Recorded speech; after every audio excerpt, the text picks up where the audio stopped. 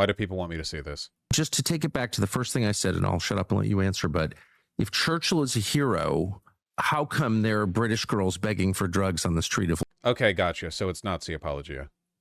Churchill is objectively a piece of shit, but all of the things that Churchill did bad are things that the right wing would celebrate him doing, except for beating the Nazis. That's the only thing that he did that they take issue with. London. And what the f does what does Churchill have to do with girls begging the street? Is that who we blame for modern social problems? Like 70 years ago? The place is, you know, it's just London is not majority English now. Like, curious. This is again, this is like objectively Nazi rhetoric, not even in like oh, they're touching on the same topics. It's just word for word the things the Nazis say. The leaves their primary source of income to being an open neo-Nazi pipeline. Candace Owens did the same thing.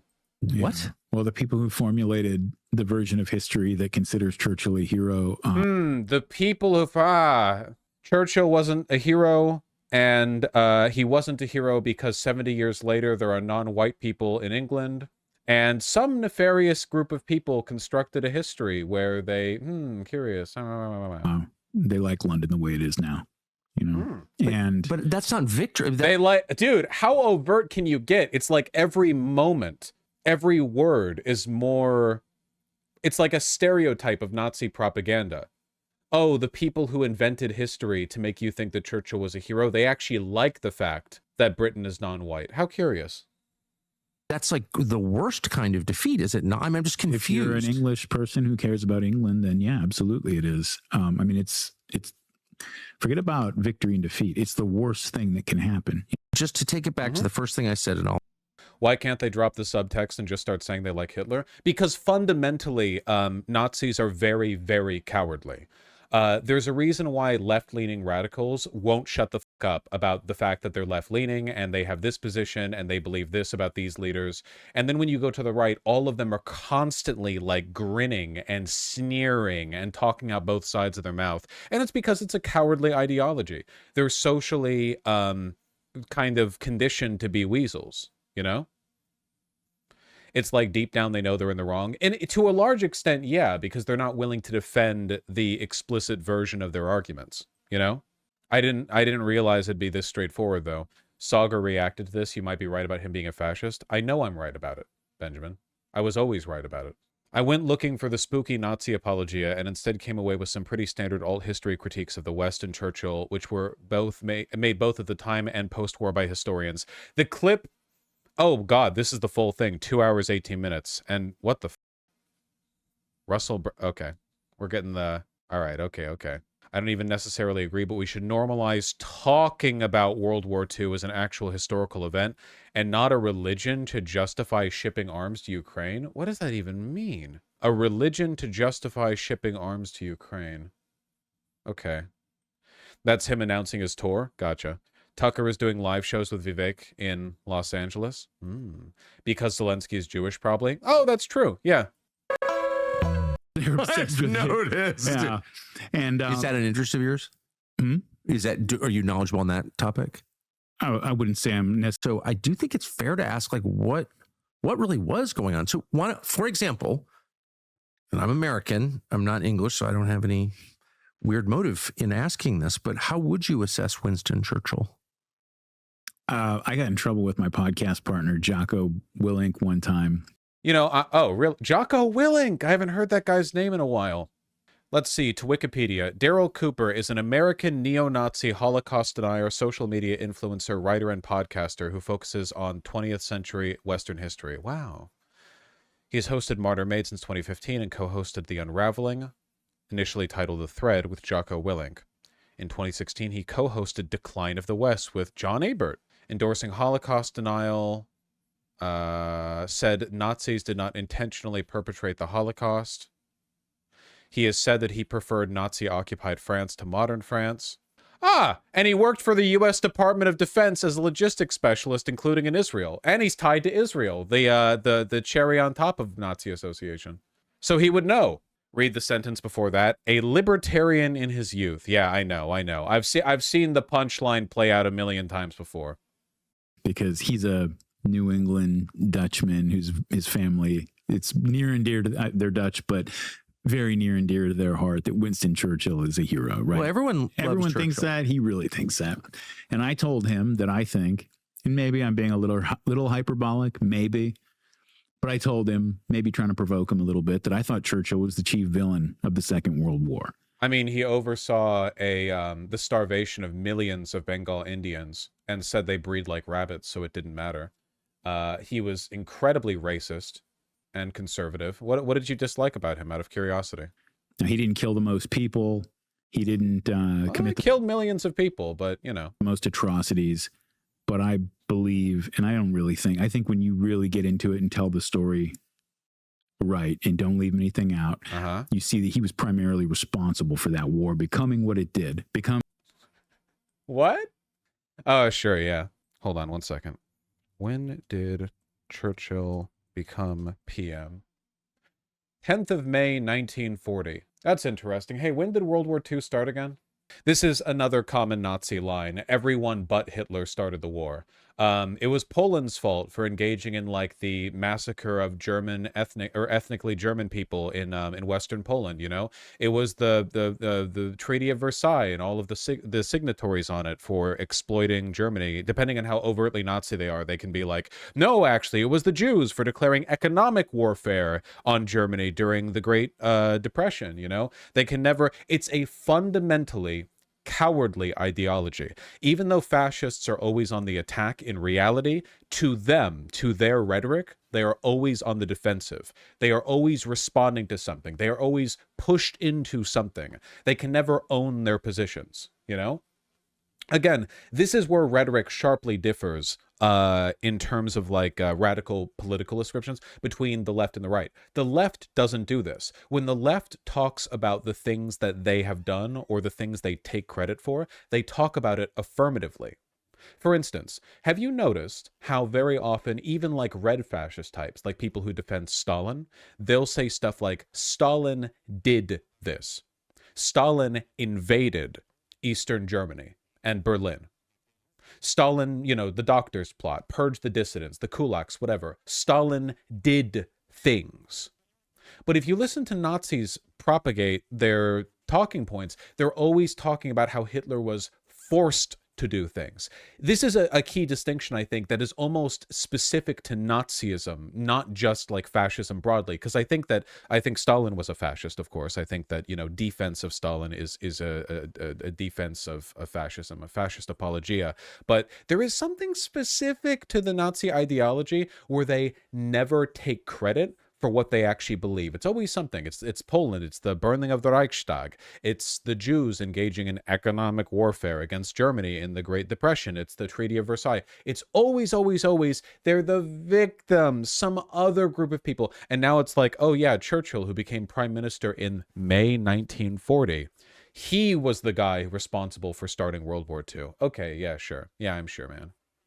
It definitely wasn't, I don't know, Adolf Hitler. Definitely not. I don't really see the reason why I should watch a 2-hour and 18-minute interview with a neo-Nazi just because Tucker Carlson's hosting it. You know, I don't really feel a need to do that. Like, I might as well. There are Nazi podcasts that you can go to if you want to, right? You can find like you can find you know, hundreds, thousands of hours of Nazi cast that you can cover. I don't think Tucker Carlson necessarily elevates the discourse, in large part because 44,000 likes. This was posted 2 days ago. Tucker Carlson. 44K likes? Watch me get a 44K like tweet. Water hits different when you're thirsty, yo.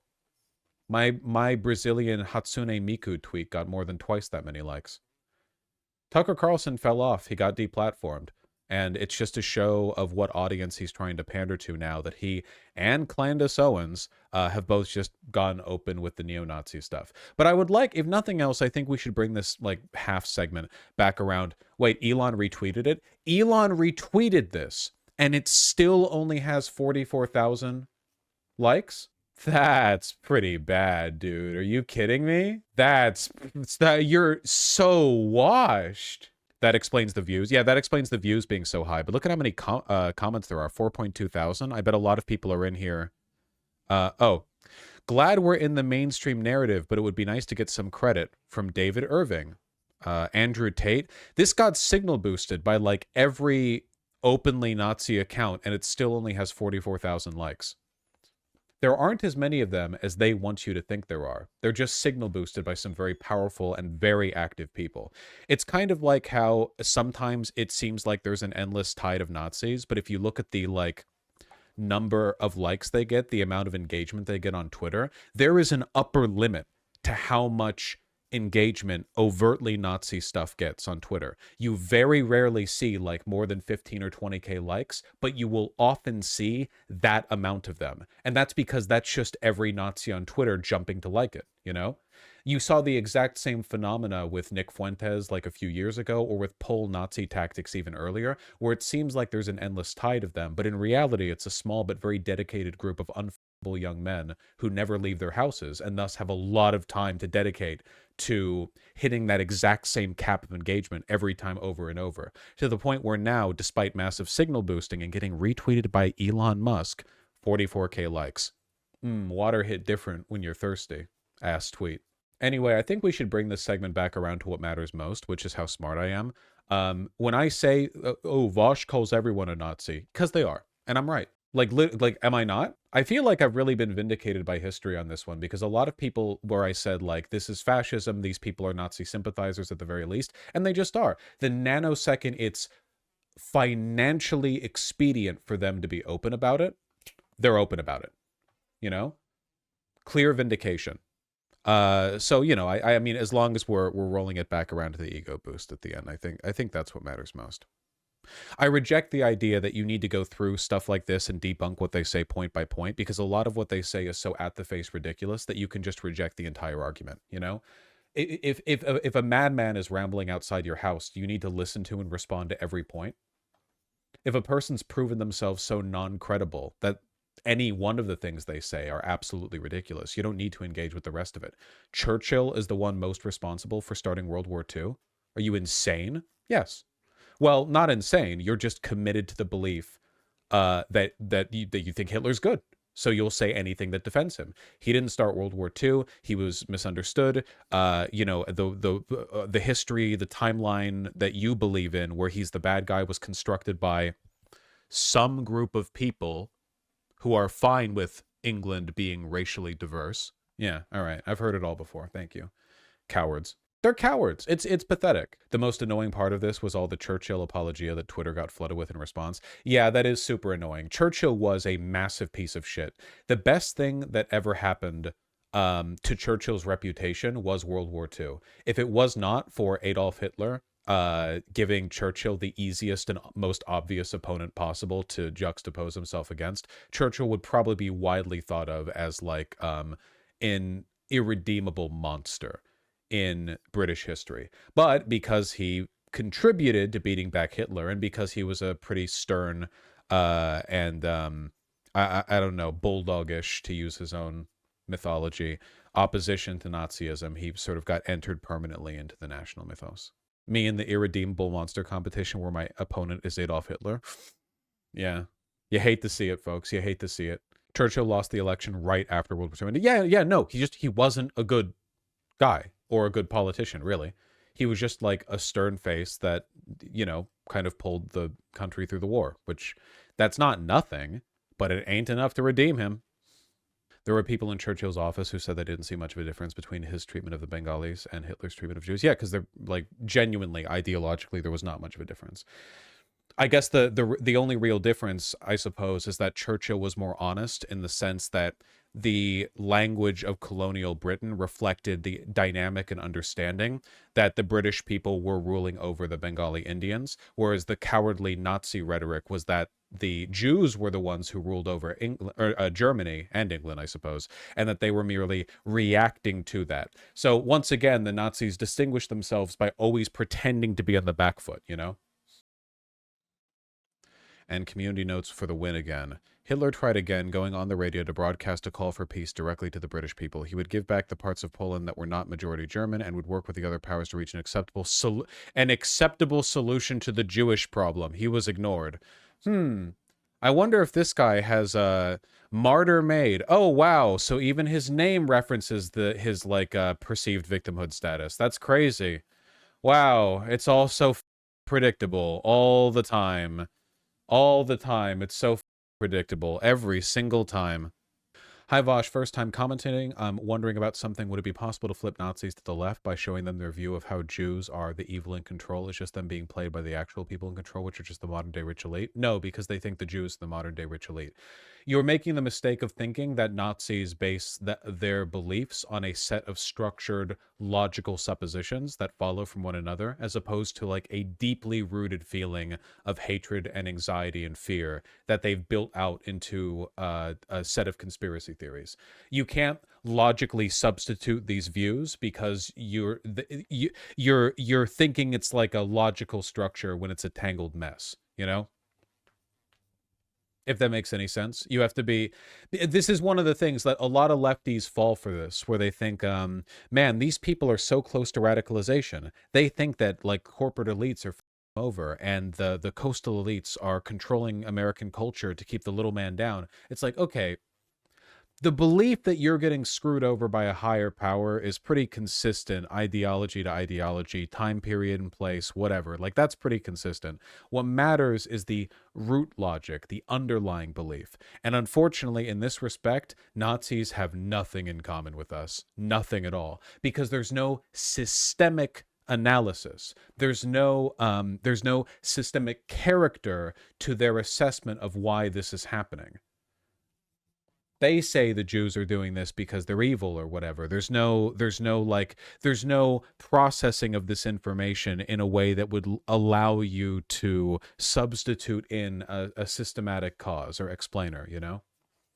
Otherwise, like, it'd be like, well, why don't racists have their minds changed when you show that criminality is a socioeconomic phenomena and not innately racially determined, right? Like, it's really easy to do that. Why is that? Why does that not change their mind? Why are right-wingers so insistent on the belief that IQ is innate and racial when we know for an absolute fact that IQ can be influenced by environment? If that's the case, then how could you...